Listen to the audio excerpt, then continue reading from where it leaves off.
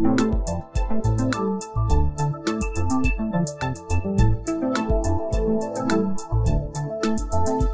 have today with us Director for Regional Integration from the World Bank, Ms. Cecile Fruman, with us, and she participated in the dialogue which is going on. We are going to ask her few things on her views and the subject matter she discussed on the Sustainable Development Goals. Ma'am, very warm welcome.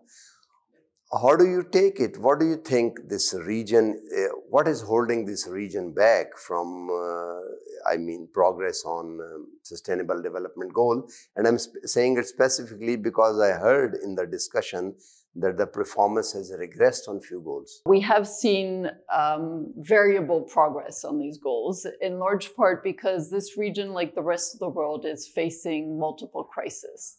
It is still struggling to recover from COVID-19. There's also the effect of the war between Ukraine and Russia, and then very important, the climate change effects. And we've seen these in a very, very stark manner here in Pakistan with the devastating floods. The point that I have come to make at this conference is that in order to address the Sustainable Development Goals, there is a need for national action, and that then trickles down to the local level. But there's also a real imperative for regional and sub-regional cooperation. And to illustrate this point, I'll take a few of the SDGs. So the first SDG is about reducing poverty and aiming towards no poverty. This requires for this region greater integration. Because this is a region, South Asia, I'm talking specifically about the 8 countries of SAARC, that is the least integrated in the world. Only 5% of total trade is intra-regional trade.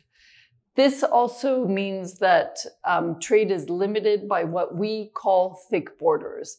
That means very high levels of tariff and non-tariff barriers, very cumbersome procedures at the borders, and some regulations that even limit trucks from plying the roads of the neighboring countries.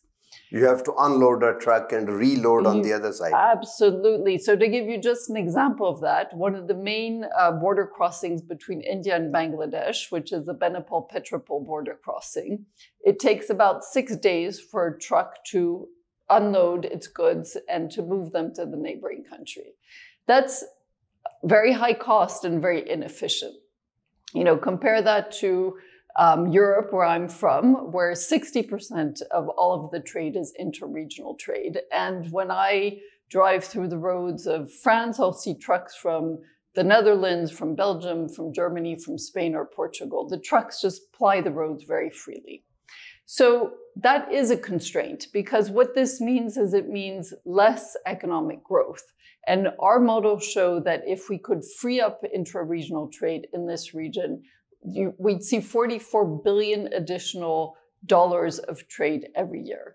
That also translates into much greater growth. Our simulations indicate that Bangladesh's GDP could grow by 17% if full integration were to materialize, and that would be 8% for India, with great benefits, in particular for the northeast of India. These are the states that are landlocked and that are the closest to Bangladesh and could benefit from direct access to the ports.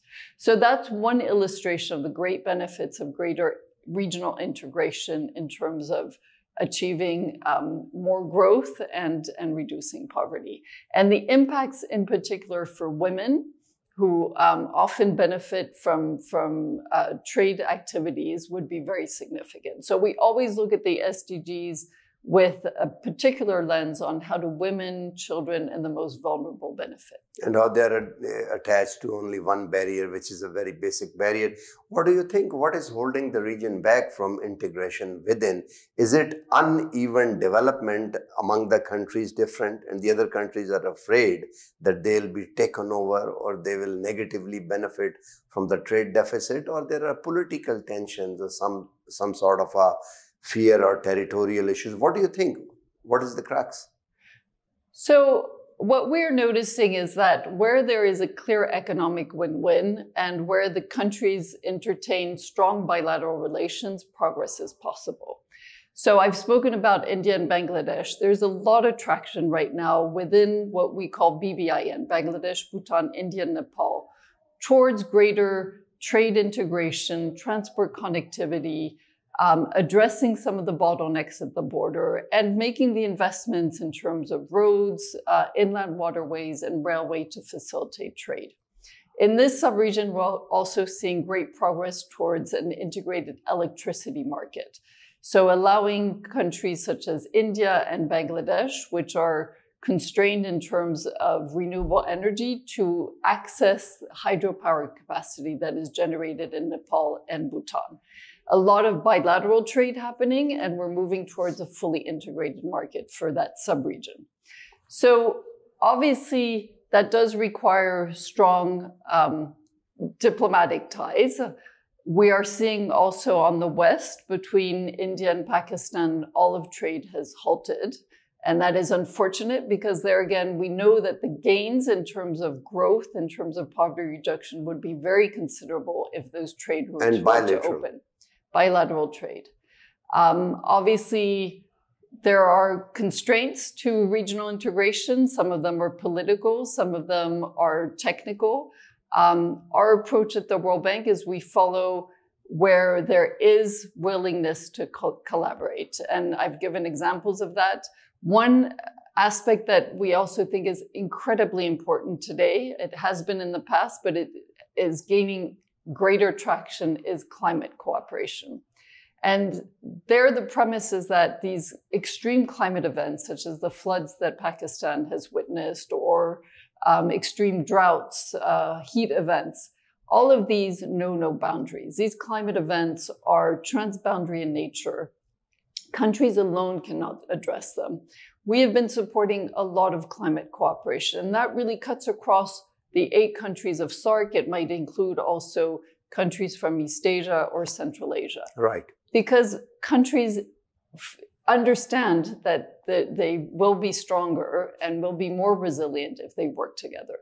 A very specific example is the South Asia Hydromet Forum that the World Bank has been supporting over many years. This brings together specialists in hydrometeorology to address some of these challenges, to build better forecasting systems, to build better early warning systems, because we know that these are essential to save lives and to save livelihoods. And that level of cooperation happens at a technical level, at a scientific level, across all of these countries in a very unified manner. Thank you very much, ma'am, for this insight into the issue. Bottom line remains once again that unless there's a confidence building measure, some confidence between and among the countries, it would be difficult to integrate them. I think how this mechanism is inbuilt and how these issues are resolved, that is up to the thinkers, not to us. But with this, we say goodbye. Please keep watching our program. We'll bring you more interviews right from the source like this over the next 2-3 days. Keep watching.